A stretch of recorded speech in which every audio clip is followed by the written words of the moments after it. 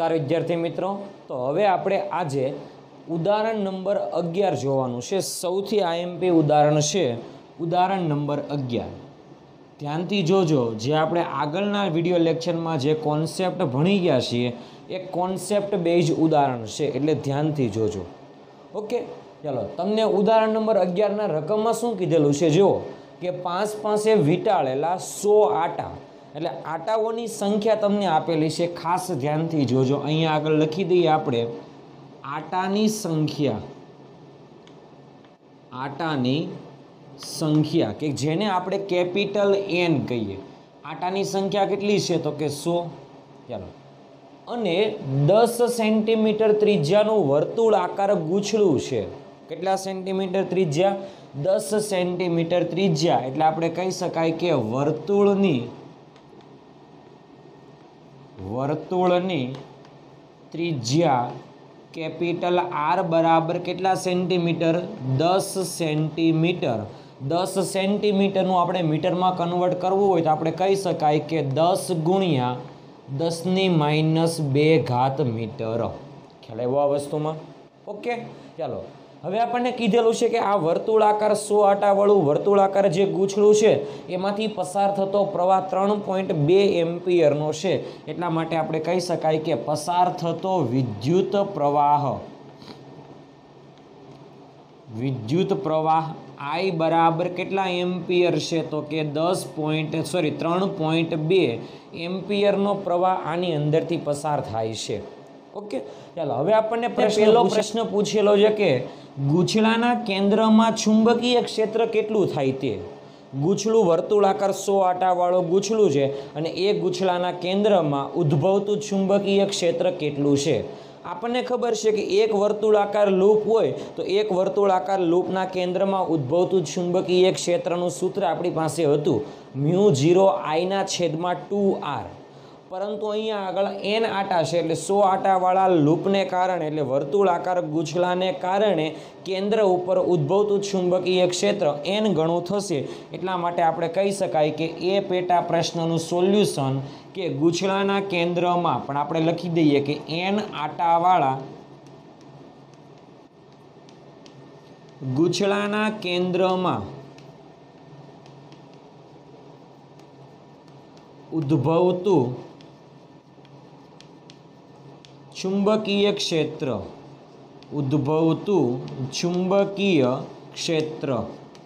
के जेनु सूत्र है B बराबर एन गणुं थाय, पण आपणे लखता था μ0NI/2r। आ आपणे सामान्य सूत्र मूकीए छीए।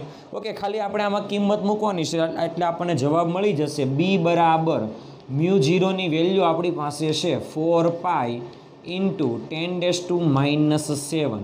आटानी संख्या 100, प्रवाह 3.2 एम्पियर डिवाइडेड बाय 2। त्रिज्या केटली छे? वर्तुळाकार लूपनी त्रिज्या 10 सेंटीमीटर। मीटर में कन्वर्ट करो तो 10 गुणिया 10⁻² मीटर थशे। आ बधानो जवाब तमे लखशो एटले तमने चुंबकीय क्षेत्र मळशे B बराबर 2 गुणिया 10⁻3 घातनुं सेटिंग करशो एटले 2 गुणिया 10⁻3 टेस्ला जेटलुं चुंबकीय क्षेत्र मळशे। ओके, आपणे लूपमांथी कई दिशामां प्रवाह पसार थाय एनी वात कीधेली नथी, एटला माटे आपणे दिशानी पण जरूर अहींया आगळ छे नहीं, कारण के लूपमांथी कई दिशामां प्रवाह पसार थाय ते आपणने कीधेलो नथी। खाली आपणने एटलुं ज कीधेलुं छे के 3.2 एम्पियरनो प्रवाह पसार थाय छे। ओके, परंतु जो आपणे अहींया आगळ दिशा आपेली होत प्रवाहनी तो आपणे जमणा हाथना अंगूठाना नियम परथी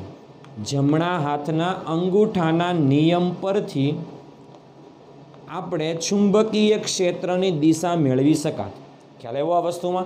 ओके, अहींया आगळ आपणे कीधेલું નથી, पण આપણે जस्ट खाली एनी माहिती आपी दઈએ કે જમણા હાથના અંગૂઠાના નિયમ પરથી એટલે આંગળીઓને પ્રવાહની દિશામાં વાળીએ, અંગૂઠો જે દિશામાં સ્થિર થાય તે દિશામાં ચુંબકીય ક્ષેત્ર હોય છે। ओके, तो આપણને ખબર પડે કે અહીંયા આગળ ગૂંછળાના કેન્દ્રમાં એન આટાવાળા ગૂંછળાના કેન્દ્રમાં ઉદ્ભવતું ચુંબકીય ક્ષેત્ર 2 ગુણ્યા 10⁻3 ટેસ્લા જેટલું છે। ओके, ચાલો હવે આપણને બી પેટા પ્રશ્ન પૂછેલો છે તેના વિશે વાત કરીએ। ગૂંચળાની ચુંબકીય ડાયપોલ મોમેન્ટ કેટલી છે?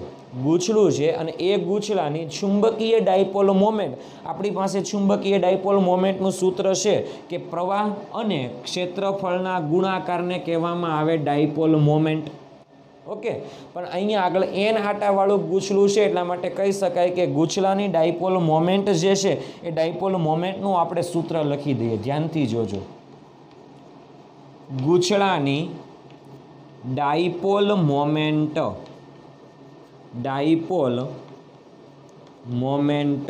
કે જેની સંજ્ઞા આપણે કીધેલી એમ.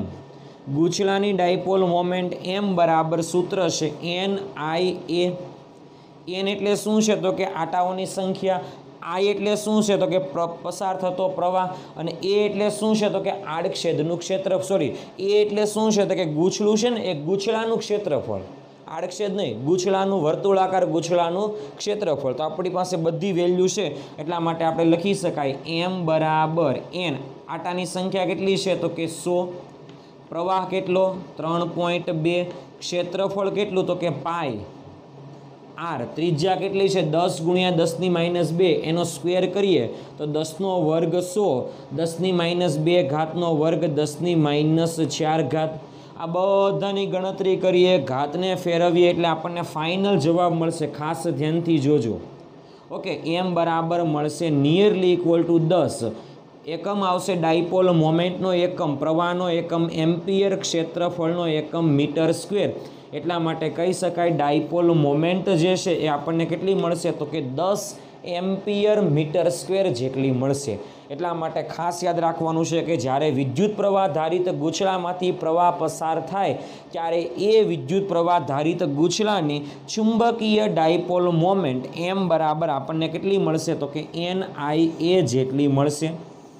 ઓકે, અને આ ડાયપોલ મોમેન્ટ આપણને કેટલી મળશે તો કે કહી શકાય 10 એમ્પિયર મીટર સ્ક્વેર જેટલી ડાયપોલ મોમેન્ટ મળશે. ખ્યાલ આવ્યો આ વસ્તુમાં વિદ્યાર્થી મિત્રો? ઓકે, તો આ તો આપણો પેટા પ્રશ્ન બી. ઓકે, હવે આપણે સી પેટા પ્રશ્ન વિશે વાત કરીએ. ધ્યાનથી જોજો. ઓકે, તો હવે આપણે સી પેટા પ્રશ્ન જોઈએ. જો સૌથી આઈએમપી પેટા પ્રશ્ન છે આ. 2 ટેસ્લાનું નિયમિત ચુંબકીય ક્ષેત્ર.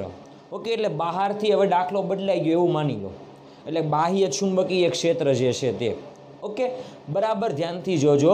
અહીંયા આગળ આપણને ગૂંચળાને લીધે કેન્દ્રમાં ઉદ્ભવતા ચુંબકીય ક્ષેત્રની વાત આપણે કરેલી. હવે આપણે સી પેટા પ્રશ્નમાં શું કીધેલું છે એ ખાસ ધ્યાનથી જોજો. ઓકે, 2 ટેસ્લાનું નિયમિત ચુંબકીય ક્ષેત્ર, માની લો કે 2 ટેસ્લાનું બાહ્ય ચુંબકીય ક્ષેત્ર આ દિશામાં છે. ઓકે, અને એની વેલ્યુ છે આપણને કીધેલી તે પ્રમાણે 2 ટેસ્લા. એટલા માટે આપણે સી પેટા પ્રશ્નમાં જવાબ લખવા હોય તો આવી રીતે લખી શકાય કે બાહ્ય ચુંબકીય ક્ષેત્ર જે છે એ આપણને આપેલું છે 2 ટેસ્લાનું. ઓકે, માની લો કે આપણે કહીએ તે પ્રમાણે આ દિશામાં છે. ચુંબકીય ક્ષેત્ર એવી રીતે રાખેલું છે કે શરૂઆતમાં ગૂંચળાની અક્ષ સાથે સમાંતર હોય. ખાસ ધ્યાનથી જોજો, શરૂઆતમાં ગૂંચળાની અક્ષ સાથે ક્ષેત્ર કેવું છે તો કે સમાંતર છે. ઓકે, અને ચુંબકીય ક્ષેત્રની અસર થાય એટલા માટે આપણે આગળના વિડીયો લેક્ચરમાં વાત કરેલી કે બાહ્ય ચુંબકીય ક્ષેત્રમાં વિદ્યુત પ્રવાહ ધારિત જ્યારે ગૂંચળું મૂકવામાં આવે ત્યારે એ વિદ્યુત પ્રવાહ ધારિત ગૂંચળા ઉપર શું લાગશે? ટોર્ક લાગશે. શું લાગશે? ટોર્ક. અને એ ટોર્કને કારણે ગૂંચળું શું થશે તો કે પરિભ્રમણ કરશે. ખ્યાલ આવ્યો આ વસ્તુમાં? ઓકે, તો ઘટના કંઈક એવી જ છે. ખાસ ધ્યાનથી જોજો કે બાહ્ય ચુંબકીય ક્ષેત્ર છે અને એ બાહ્ય ચુંબકીય ક્ષેત્ર 2 ટેસ્લાનું છે અને એ બાહ્ય ચુંબકીય ક્ષેત્રમાં તમારે આ વિદ્યુત પ્રવાહ ધારિત 100 આટાવાળું 10 સેન્ટીમીટર ત્રિજ્યાનું અને તેમાંથી 3.2 એમ્પિયર પ્રવાહ પસાર થાય તેવું એક વર્તુળાકાર ગૂંચળું મૂકવાનું છે. અને એ ગૂંચળા ઉપર બાહ્ય ચુંબકીય ક્ષેત્રની અસરને કારણે એનું જે પરિભ્રમણ થાય છે. તો શરૂઆતમાં એ શું હતું તો કે ધ્યાનથી જોજો, શરૂઆતમાં ગૂંચળાની અક્ષ ક્ષેત્રને સમાંતર હોય એટલા માટે કહી શકાય કે શરૂઆતમાં θ1, એટલે શરૂઆતમાં ખૂણો θ1 ઇઝ ઇક્વલ ટુ કેટલા હોઈ શકે? 0. અને ચુંબકીય ક્ષેત્રની અસરથી એ ગૂંચળું પરિભ્રમણ કરશે, એટલે પરિભ્રમણને કારણે એ ગૂંચળાનું પરિભ્રમણ કેટલું થાય છે તો કે 90° જેટલું પરિભ્રમણ થાય છે. એટલા માટે કહી શકાય કે અંતમાં એ ગૂંચળાનું પરિભ્રમણ થાય છે 90° જેટલું. ઓકે, ચાલો તો પ્રારંભમાં અને અંતમાં ગુછલા પર લાગતા ટોર્કના મૂલ્ય મેળવવાના છે. પ્રારંભમાં ગુછલા ઉપર કેટલું ટોર્ક લાગે એ મેળવવાનું છે અને અંતમાં ગુછલા ઉપર કેટલું ટોર્ક લાગે એ મેળવવાનું છે. તો આપણે કહી શકાય કે જ્યારે ગુછલામાં, ધ્યાન આપજો બરાબર, કે એનો ક્ષેત્રફળ સદિશ એટલે કે ડાયપોલ મોમેન્ટ આપણે કીધેલું તે પ્રમાણે ગુછલામાંથી પ્રવાહ પસાર થાય છે ત્યારે એ ગુછલાની ચુંબકીય ડાયપોલ મોમેન્ટની દિશા આપણે જમણા હાથના અંગૂઠાના નિયમ પરથી મેળવી શકાય. તો ડાયપોલ મોમેન્ટ અને ચુંબકીય ક્ષેત્ર વચ્ચેનો ખૂણો જો θ1 હોય ત્યારે એના ઉપર લાગતું ટોર્ક જે છે એને આપણે τ1 કહી દઈએ અને આ ટોર્કને આપણે કહી શકાય કે પ્રારંભમાં લાગતું ટોર્ક. આ ટોર્ક જે છે એ પ્રારંભમાં છે અને ખૂણો 90 થાય ત્યારે ટોર્ક જે છે એને અંતિમ ટોર્ક કહેવાય τ2, એટલે એને કહેવામાં આવે અંતમાં લાગતું ટોર્ક કે જેને કહેવાય τ2. ઓકે, તો આપણે શું મેળવવાનું છે? જો કે પ્રારંભમાં અને અંતમાં ગુછલા પર લાગતા ટોર્કના મૂલ્ય મેળવો. તો આપણે કહી શકાય કે પ્રારંભમાં, ક્યાં? પ્રારંભમાં τ1 વિશે આપણે વાત કરીએ કે τ1 બરાબર આપણી પાસે સૂત્ર હતું mb sin θ, કારણ કે ટાઉ બરાબર m ક્રોસ b હતું અને મૂલ્ય સ્વરૂપે જ લખવાનું છે એટલે mb sin θ1 કહી દઈએ. ઓકે, એમ એટલે ડાયપોલ મોમેન્ટ આપણને ખબર છે. આગળમાં અહીંયા આગળ બી પેટા પ્રશ્ન પરથી આપણને ડાયપોલ મોમેન્ટ મળેલી 10 એમ્પિયર મીટર સ્ક્વેર, એટલા માટે આપણે કહી શકાય અહીંયા આગળ સાથે સાથે લખી જ દઈએ કે ડાયપોલ મોમેન્ટ m બરાબર 10 એમ્પિયર મીટર સ્ક્વેર જેટલી છે. ઓકે, એટલા માટે હવે આપણે જવાબ લખવાનો છે τ1 બરાબર m એટલે કેટલા છે? તો કે 10. ચુંબકીય ક્ષેત્ર કેટલું છે? 2. સાઇન θ1 કેટલા છે? 0. તો સાઇન 0 એ ખાસ ધ્યાનથી જુઓ, સાઇન 0 એ વેલ્યુ કેટલી થાય? 0. એટલે પ્રારંભમાં ટોર્ક કેટલું છે? તો કે 0. એટલા માટે કહી શકાય પ્રારંભમાં ટોર્ક 0 છે. જો આપણે ટોર્કનો એકમ લખવો હોય તો બળ ગુણ્યા અંતર હતું, તો બળનો એકમ ન્યૂટન, અંતરનો એકમ મીટર, એટલા માટે કહી શકાય ન્યૂટન ઇન્ટુ મીટર, અથવા એનો એકમ જૂલ પણ લખી શકાશે. ઓકે, ચાલો હવે આપણે શું મેળવવાનું છે? અંતમાં લાગતું ટોર્ક. તો આપણે પ્રારંભમાં ટોર્ક કેટલું છે? 0. હવે ક્ષેત્ર લાગુ પાડવામાં આવે એટલે અંતમાં, ખાસ ધ્યાનથી જોજો શું કીધેલું છે? અંતમાં τ2 આપણે મેળવવાના છે. તો τ2 બરાબર સૂત્ર આવે mb sin θ1 ની જગ્યાએ sin θ2 આવે. તો τ2 ઇઝ ઇક્વલ ટુ m, ચુંબકીય ડાયપોલ મોમેન્ટ કેટલી છે? 10. ચુંબકીય ક્ષેત્ર 2 sin θ, સાઇન કેટલા છે? 90. સાઇન 90 એ વેલ્યુ 1, 1 ગુણ્યા 2 એટલે 2, 2 ગુણ્યા 10 એટલે થશે 20. એટલા માટે કહી શકાય τ2 બરાબર 20 ન્યૂટન ઇન્ટુ મીટર જેટલું ટોર્ક લાગે છે. તો અંતમાં લાગતું ટોર્ક કેટલું છે? તો કે 20 ન્યૂટન ઇન્ટુ મીટર જેટલું છે. એટલે આ પણ તમને કોન્સેપ્ટ આવડતો હોવો જોઈએ. ખ્યાલ, ખાલી સૂત્ર મૂકવાનું છે. એટલા માટે તમને અહીંયા આગળ સી પેટા પ્રશ્નમાં પ્રારંભમાં લાગતું ટોર્ક કેટલું છે? 0 અને અંતમાં લાગતું ટોર્ક કેટલું છે? તો કે 20 ન્યૂટન ઇન્ટુ મીટર જેટલું છે. હવે આપણે ડી પેટા પ્રશ્ન આપેલો છે તે આપણે મેળવીએ. ડી પેટા પ્રશ્નમાં સૌથી આઈએમપી આપણે સૂત્ર આવશે, એ સૂત્ર આપણે ખાસ યાદ રાખવાનું છે. ઓકે, ચાલો શું કીધેલું છે કે જ્યારે ગૂંચળું, એટલે ઉપરના સી પેટા પ્રશ્ન ઉપરથી આ પેટા પ્રશ્ન છે કે જ્યારે ગૂંચળું 90 અંશના કોણે પહોંચે ત્યારે તેની કોણીય ઝડપ કેટલી પ્રાપ્ત કરેલી હશે? આપણને ખબર છે કે ગૂંચળાનું પરિભ્રમણ થાય છે. શરૂઆતમાં ગૂંચળું સ્થિર હોય એટલે શરૂઆતમાં ગૂંચળા ઉપર આપણે કીધેલું ટોર્ક લાગતું નથી આપણે ઉપરના દાખલા ઉપરથી, અને જ્યારે એને 90 અંશનું પરિભ્રમણ કરવામાં આવે ત્યારે 90 અંશના પરિભ્રમણ સાથે એના ઉપર ટોર્ક લાગતું હતું અને એ ટોર્ક કેટલું હતું તે પણ આપણે મેળવેલું. ઓકે, હવે આપણને શું કીધેલું છે કે 90 અંશના કોણે પહોંચે પેલા ખૂણો 0 હોય અને 0માંથી ખૂણો વધતો જાય ખૂણો 90 અંશનો થાય. આનો મતલબ એવો થાય કે જ્યારે સમાન ચુંબકીય ક્ષેત્રમાં જ્યારે વિદ્યુત પ્રવાહ ધારિત ગૂંચળાને મૂકવામાં આવે ત્યારે એના ઉપર ટોર્ક લાગે અને ટોર્કને કારણે એ પરિભ્રમણ કરે. પરિભ્રમણ કરતું હોય તો શરૂઆતમાં માની લો કે ખૂણો 0 છે અહીંયા આગળ કીધેલું તે પ્રમાણે, અને ધીરે ધીરે ખૂણો વધે છે. ખૂણો જેવો 90 થશે એટલે શું થશે? તો કે એનામાં ઝડપ આવશે. એટલે વર્તુળાકાર પરિભ્રમણ કરતું હોય, આપણને ખબર છે કે કોઈ પણ વસ્તુ વર્તુળાકાર પરિભ્રમણ કરે ત્યારે એના પાસે કોણીય ઝડપ હોય. જો કોઈ પણ વસ્તુ સીધી રેખામાં ગતિ કરતો હોય તો એની પાસે રેખીય ઝડપ હોય, પરંતુ કોઈ પણ વસ્તુ વર્તુળાકાર એટલે પરિભ્રમણ કરતું હોય ત્યારે એની પાસે કોણીય ઝડપ હોય. અને એ કોણીય ઝડપની સંજ્ઞા આપણે કીધેલી ઓમેગા. ઓકે, તો આપણને એ જ પ્રશ્ન પૂછેલો છે કે જ્યારે ગુછલું 90° પરિભ્રમણ કરે ત્યારે તેની કોણીય ઝડપ કેટલી હોય તે. ઓકે, તો માની લો હું તમને અહીંયા આગળ એક્ઝામ્પલ આપી દઉં જસ્ટ કે થીટા બરાબર 0 હોય ત્યારે કોણીય વેગ ઓમેગા ઇઝ ઇક્વલ ટુ 0. કોણીય વેગનો એકમ છે રેડિયન પર સેકન્ડ. ઓકે, અને થીટા બરાબર 90 હોય, ખાસ ધ્યાનથી જોજો, થીટા બરાબર 90 હોય ત્યારે એટલે 90° હોય ત્યારે કોણીય વેગ ઓમેગા ઇઝ ઇક્વલ ટુ એને ઓમેગા એફ કહી દઈ. ઓમેગા એફ એટલે ફાઇનલ ખ્યાલ એવો વસ્તુમાં અંતમાં કોણીય વેગ કે જ્યારે ગુછલાનું પરિભ્રમણ 90 થાય છે ત્યારે તેનો કોણીય વેગ અથવા કોણીય ઝડપ જે તમે બોલો તે. ઓકે, ઓમેગા તરીકે આપણે એને નામ આપી દઈએ.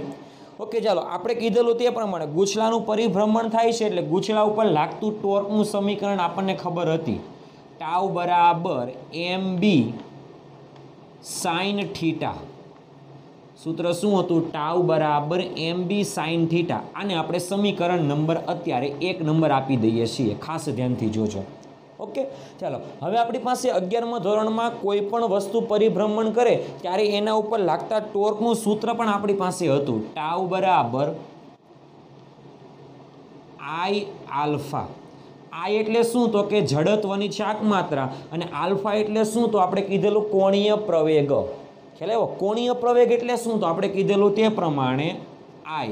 કોઈ પણ પ્રવેગ એટલે શું? તો કે સમયની સાપેક્ષે ઝડપનું વિકલન કરવાનું. તો અહીંયા આગળ કોણીય પ્રવેગ છે એટલે કોણીય વેગનું વિકલન કરવાનું. તો કહી શકાય કે d ઓમેગા બાય dt. તો ટાઉ બરાબર I આલ્ફા પરથી I ના બેઠા I, આલ્ફા એટલે d ઓમેગા બાય dt કહી શકાય આપણે. ઓકે, ચાલો હવે આ જે સમીકરણ છે ને એ સમીકરણને ખાસ ધ્યાનથી જોજો. આ સમીકરણમાં હું આ રીતે લખી શકું છું, ધ્યાનથી જોજો, d omega by d theta cross d theta by dt. આ d થીટા જે છે ને એ સૂક્ષ્મ કોણીય સ્થાનાંતર છે, ખાસ ધ્યાનથી જોજો કે જ્યાં d થીટા બરાબર આપણને કહી શકાય કે સૂક્ષ્મ કોણીય સ્થાનાંતર, કે જ્યાં કહી શકાય કે d થીટા બરાબર કોણીય સ્થાનાંતર. કોણીય સ્થાનાંતર ખાસ યાદ રાખવાનું છે. ઓકે, ચાલો d થીટા અપોન dt એટલે સમયની સાપેક્ષે સ્થાનાંતરનું જો આપણે વિકલન કરીએ તો આપણને કોણીય વેગ મળે છે. આ બધી વસ્તુ તમને આઈડિયા હોવો જોઈએ કે સમયની સાપેક્ષે સ્થાનાંતરનું વિકલન કરવાથી વેગ મળે, વેગની સાપેક્ષે સમયની સાપેક્ષે વેગનું વિકલન કરવાથી પ્રવેગ મળે. ઓકે, તો અહીંયા આગળ કહી શકાય કે d થીટા અપોન dt છે ત્યાં આપણે શું લખી શકાય? તો કે ત્યાં આપણે લખી શકાય કે કોણીય વેગ. ઓકે, એને આપણે કહી શકાય ઓમેગા. તો આપણે કહી શકાય કે જ્યાં કોણીય વેગ ઓમેગા બરાબર આપણે કહી શકાય કે d થીટા અપોન dt એટલે સમયની સાપેક્ષે કોણીય સ્થાનાંતરનું વિકલન કરવાથી આપણને કોણીય વેગ મળે છે. ઓકે, તો જો d થીટા અપોન dt લખે તો ઓમેગા મળશે.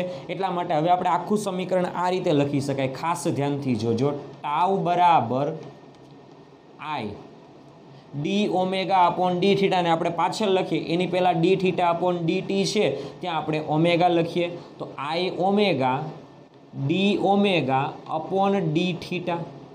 ઓકે, આને આપણે સમીકરણ નંબર 2 આપી દઈએ. કેટલા નંબરનું સમીકરણ? સમીકરણ નંબર 2. ઓકે, હવે ધ્યાનથી જુઓ, સમીકરણ નંબર 1 અને સમીકરણ નંબર 2 ને આપણે સરખાવી દઈએ.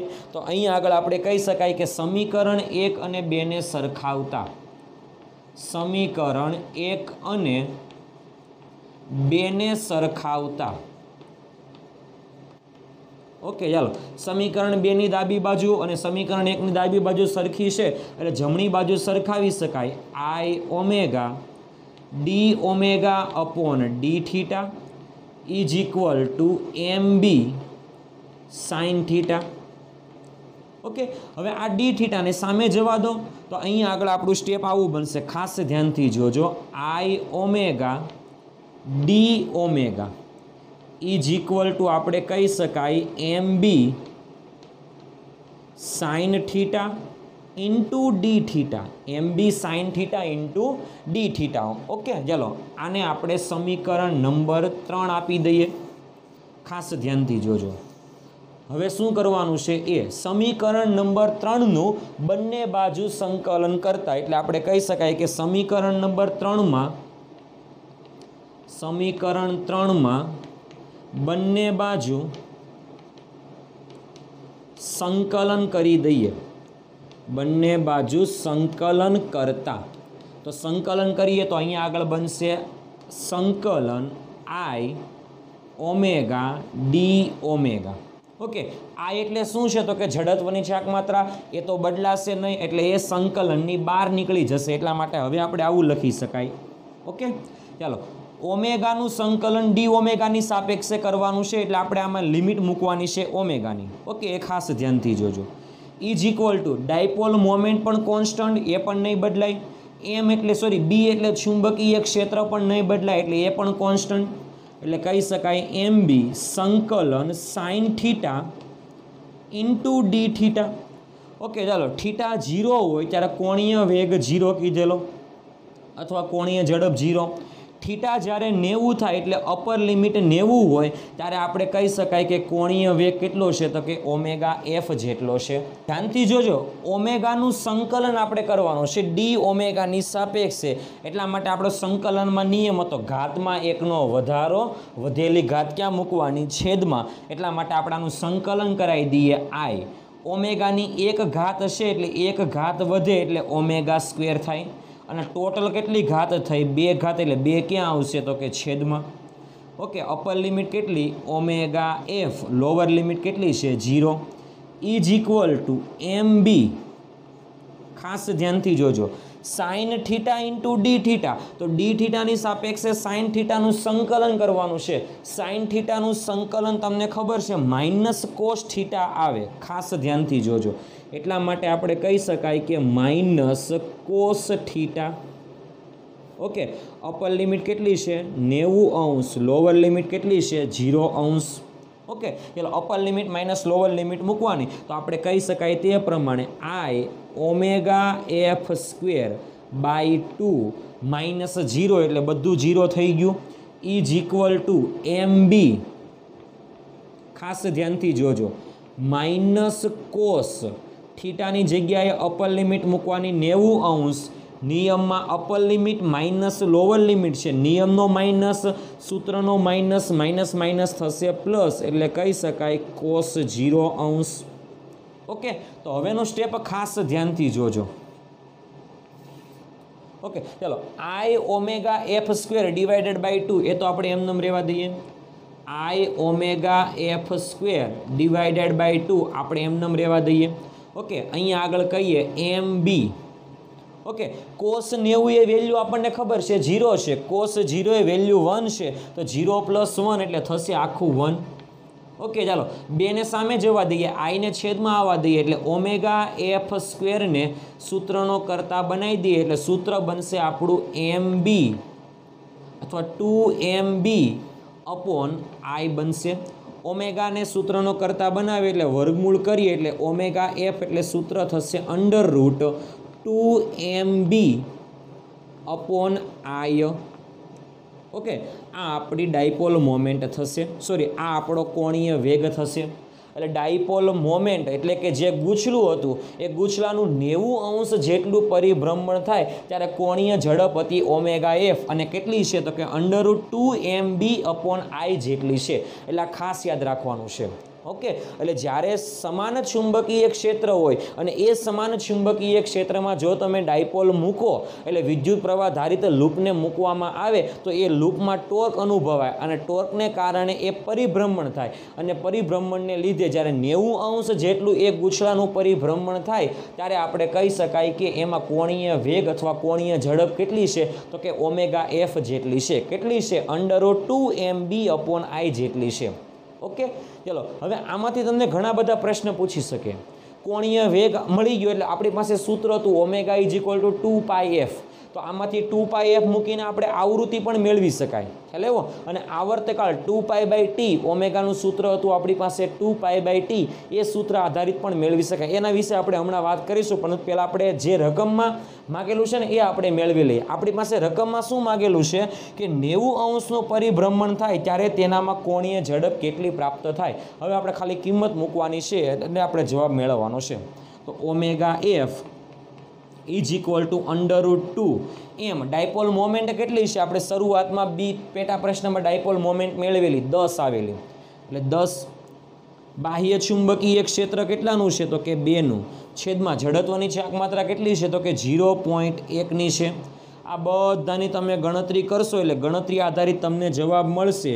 Omega F is equal two 20, એકમ આવશે રેડિયન, વર્ગમૂળ સહિત રેડિયન પર સેકન્ડ. એટલે કહી શકાય કે જ્યારે ગૂંછળું 90° પરિભ્રમણ કરતું હોય ત્યારે તેમાં કોણીય ઝડપ કેટલી આવશે? તો કે 20 રેડિયન પર સેકન્ડ જેટલી મળશે. ખ્યાલ આવ્યો આ વસ્તુમાં? એની પહેલાં આપણે આ સૂત્રને ખાસ યાદ રાખવાનું છે કે ઓમેગા બરાબર √2mb/I જેટલું છે. ઓકે, આપણને હમણાં સૂત્ર મળેલું, જ્યારે વિદ્યુત પ્રવાહ ધારિત લૂપને સમાન ચુંબકીય ક્ષેત્રમાં મૂકવામાં આવે ત્યારે સમાન ચુંબકીય ક્ષેત્રમાં મૂકતા એ લૂપનું જ્યારે 90° જેટલું પરિભ્રમણ થાય ત્યારે એના ઉપર લાગતું એની કોણીય ઝડપનું સૂત્ર હતું ઓમેગા બરાબર, સૂત્ર આવે √2mb/I. ઓકે, ચાલો હવે આપણે ઓમેગાની જગ્યાએ આપણે સૂત્ર હતું 2πf, તો આપણે સૂત્ર મૂકી શકાય √2mb/I. એફને સૂત્રનો કરતા બનાવો. જો આપણને આવૃત્તિ મેળવવાની કીધેલી હોય તો આપણું સૂત્ર આવશે 1/2π કૌંસમાં 2mb/I. ઓકે, ચાલો હવે આવર્તકાળ મેળવવાનું કીધું હોય તો આવૃત્તિના વ્યસ્તને આપણે કહેવાય આવર્તકાળ. એટલે આવર્તકાળ આવે t બરાબર 2π √I/2mb. ઓકે, એટલે આ બધા સૂત્ર આપણે યાદ રાખવાના છે. જસ્ટ ખાલી સામાન્ય માહિતી માટે છે. તમને ડાયરેક્ટ જો સૂત્ર આવડતું હોય તો ડાયરેક્ટ સૂત્ર આધારિત આપણે જ્યારે પણ MCQ ગણશું ત્યારે આ MCQમાં આ બધા સૂત્રની જરૂર પડશે. એટલે ખાસ ધ્યાનથી જોજો. કોઈ પણ એક સૂત્ર યાદ રાખી લેવાનું. આપણે બેટર છે કે કોણીય ઝડપનું સૂત્ર આપણે યાદ રાખી લઈએ. કોણીય ઝડપ ઓમેગા બરાબર સૂત્ર છે √2mb/I જેટલું. ખ્યાલ આવ્યો? એટલે યાદ રાખવાનું છે કે કોણીય ઝડપ કેટલી છે? 90° પરિભ્રમણ થાય ત્યારે √2mb/I જેટલું છે. ખ્યાલ આવ્યો આ વસ્તુમાં વિદ્યાર્થી મિત્રો? ઓકે, તો આ હતો આપણો ઉદાહરણ નંબર 11 નંબરનો દાખલો. એટલે બરાબર રીતે તમારે તૈયાર કરવાનો છે. ઘણા બધા પેટા પ્રશ્ન છે અને કોન્સેપ્ટ તો બધાના સાવ કોન્સેપ્ટ એકદમ ઇઝી છે.